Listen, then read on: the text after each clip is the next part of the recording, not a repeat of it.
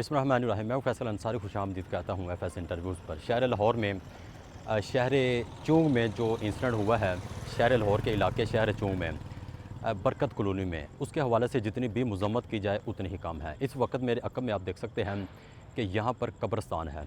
वो 4 मैयतों को उनकी तदफीन के लिए, उनको दफनाने के लिए यहाँ पर जो उनके रिश्तेदार हैं, यहाँ पर पंजाब पुलिस भी मौजूद है। तो आइए बकाया जो आखिरी रस्मात हैं वो भी आपको दिखाते हैं। तो इसके हवाले से जितनी भी मजम्मत की जाए उतनी ही कम है। तो देखिए कि एक ही घर को बिल्कुल ही ख़त्म कर दिया गया।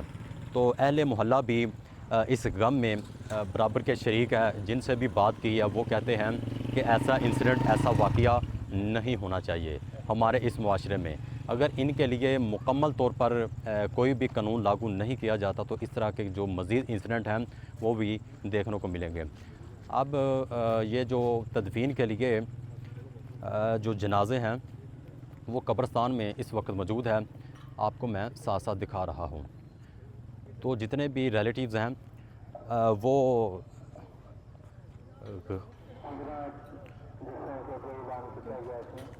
मौजूद हैं, ये आपको साथ साथ दिखाएंगे।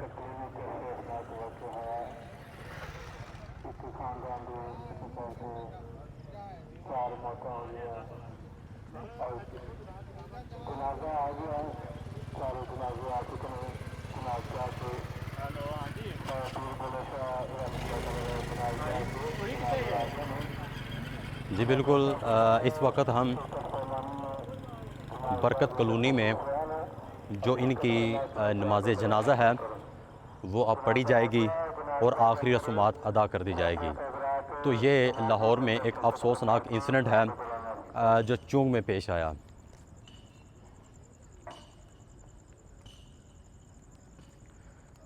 नाज़रीन, मैं ये अर्ज़ करता चलूँ कि सिर्फ़ इस वक्त हमारे मुआशरे के अंदर जो सब्र है वो ख़त्म हो चुका है। तो अगर वो शख्स जिसने मर्डर किया और बाद में अपने आप को ख़ुदकशी कर लिया, अपने आप को भी ख़त्म कर लिया, तो अगर वो चाहता तो ये घर ना उजड़ता। अगर वो कोशिश करता 5 लोगों का मर्डर ना करता। तो आप एक लम्हे के लिए अंदाज़ा लगाएं जो उनके बच्चे हैं वो अपनी ज़िंदगी कैसे गुजारेंगे। एक यतीम आदमी एक यतीम बच्चे अपनी ज़िंदगी कैसे गुजारते हैं, वो यतीम ही बेहतर समझते हैं। आगे चलें।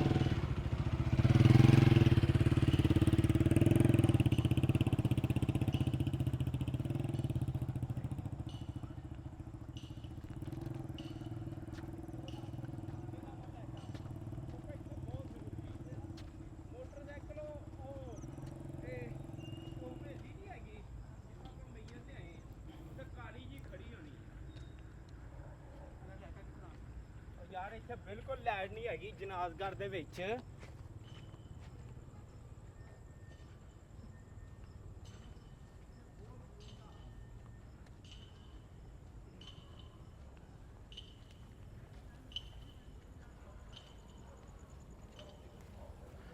नाज़रीन, आप देखें कि उन मैयतों का नमाज जनाजा पढ़ा जा रहा है। मैं कैमरामैन से अर्ज़ करूँगा कि जूम करके इनको ज़रा दिखाएँ। वो अभी नमाज जनाजा अदा कर रहे हैं।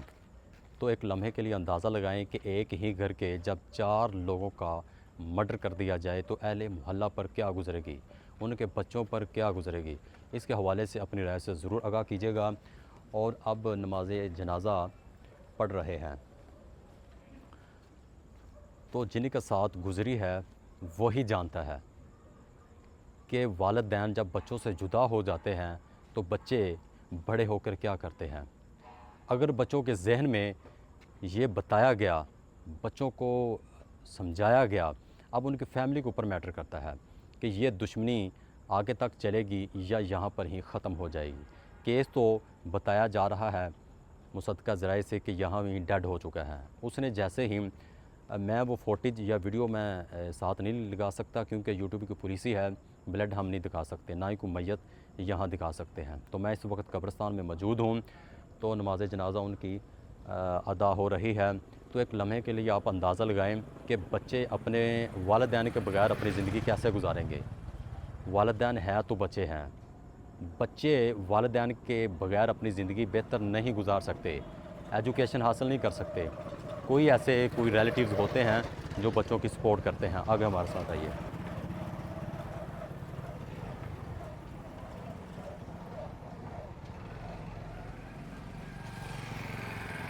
मौका वारदात पे पंजाब पुलिस यहाँ पर मौजूद है। जैसा कि मैं कैमरामैन से अर्ज़ करूँगा कि उनको दिखाया जाए। यहाँ पर पंजाब पुलिस भी मौजूद है, वो अपनी ड्यूटी सर अंजाम दे रहे हैं।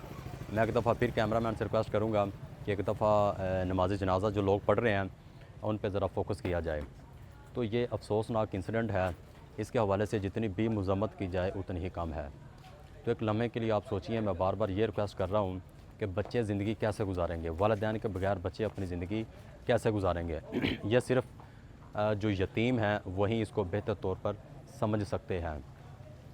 एक ही घर से जब 4 जनाजे उठें तो उस ख़ानदान का क्या हाल होता है। ये बहुत अफसोसनाक इंसिडेंट है।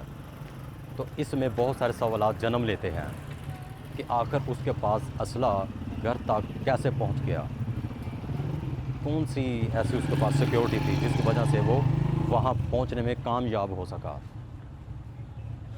इसमें कोई शक नहीं है कि पंजाब पुलिस के हवाले से तरक्कियां हो रही हैं। तो यहाँ पे सोचना चाहिए कि इतनी बड़ी गन वो सरेआम लेकर कैसे उनके घर में दाखिल हो गया। बहुत सारे सवालात जन्म लेते हैं, किस सवालात की हम बात करें। तो इस प्रोग्राम के हवाले से, इस इंसिडेंट के हवाले से अपनी राय से ज़रूर आगाह कीजिएगा। अभी फिर मैं दोबारा रिक्वेस्ट करूँगा कैमरामैन से कि वो नमाज जनाजा के हवाले से जो लोग नमाज जनाजा अदा करने लगे हैं उनके ऊपर फोकस किया जाए। तो मैं फिर रिक्वेस्ट करूँगा कि पंजाब पुलिस भी यहाँ पर मौजूद है और अभी उनकी जो तदफीन है, अभी इस वक्त जो टाइम हुआ है वो मैं आपको लाइव दिखाता हूँ कि इस वक्त टाइम क्या हुआ है। तो एक ही घर से जब 4 जनाजे उठें तो उनका क्या हाल होता है। अभी टाइम देखें जी, कैमरामैन से रिक्वेस्ट करूँगा, 9:05 हो चुके हैं अभी लाइव। तो मैं इस वक्त बरकत कॉलोनी में मौजूद हूँ। अच्छा, ये क्या नाम है इसका, ये जो है इसका नाम क्या है? पोला पीर कब्रस्तान। अभी जी ये पोला पीर कब्रस्तान के अंदर मैं इस वक्त मौजूद हूँ। तो यहाँ पर नमाज जनाजा अदा की जा रही है।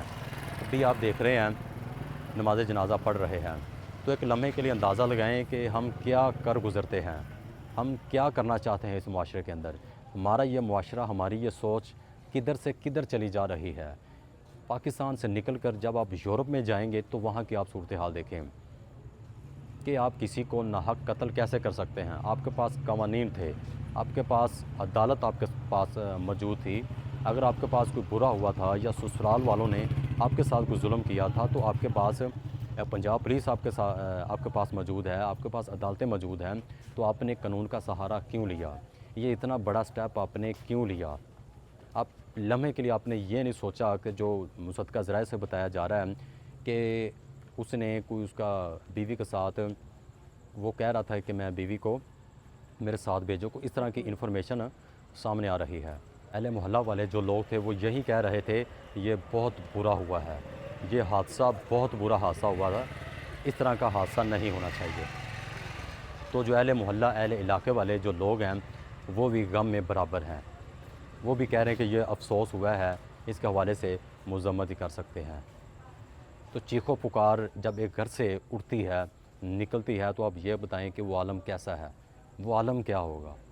अब तो बच्चे छोटे हैं, जब वो बड़े होंगे तो वो क्या सोचेंगे कि हमारे वालिदैन किधर है, हमारी वालदा किधर है।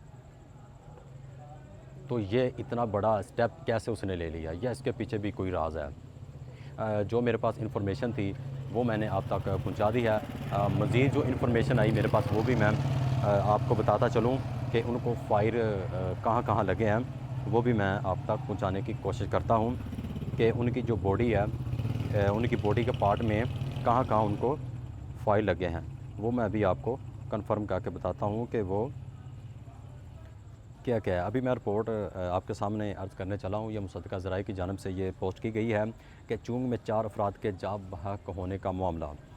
मुल्ज़म इमरान शौकत ने ससुरालियों पर फायरिंग कर दी। फिर उसके बाद जी इमरान शौकत ने 6 माह कबल पसंद की शादी की थी, ये भी ज़राए दावा कर रहे हैं। इमरान की अहलिया अपने वालिदैन के घर रहायश पज़ीर थी। ये भी मौक़िफ़ सामने आ गया जी कि इमरान की जो अहलिया है जिसने मर्डर किया है, इमरान की अहलिया अपने वालिदैन के घर रहायश पज़ीर थी। मुलज़म ने घरेलू न चाकी पर ससुराल में फायरिंग कर दी। तो अभी सुनने में ये भी आ रहा है कि वो 1 या 2 दिन कबल जेल से बाहर आया था। फिर उसके बाद बताया जा रहा है जी मुलज़म बीवी समिया बीबी को साथ ले जाना चाहता था। जिसने मर्डर किया है वो अपनी बीवी को साथ ले जाना चाहता था। बीवी के इनकार पर मुलज़म सुबह सवेरे राइफ़ल लेकर ससुराल आ गया। फिर उसके बाद बताया जा रहा है जी मुलज़म ने बीवी का सर में फायर कर दिया।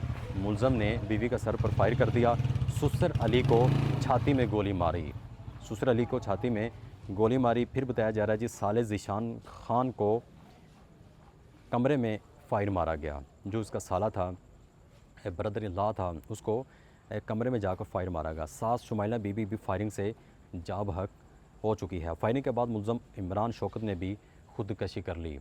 मतलब कि उन लोगों का तो मर्डर कर दिया, अपने आप का भी मर्डर कर दिया। पुलिस ने मौके पर पहुंचकर तहकीकात का बाकायदा तौर पर शुरू कर दिया। ये अभी तक अपडेट बताई जा रही है, तो इसके हवाले से हम मज़म्मत ही कर सकते हैं। ये बहुत बड़ा इंसिडेंट है। ये सानिया है उस ख़ानदान के लिए जिसके सर पर लगी है।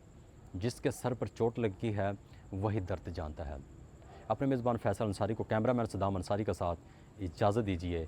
फ़ी इमान अल्लाह। पाकिस्तान जिंदाबाद।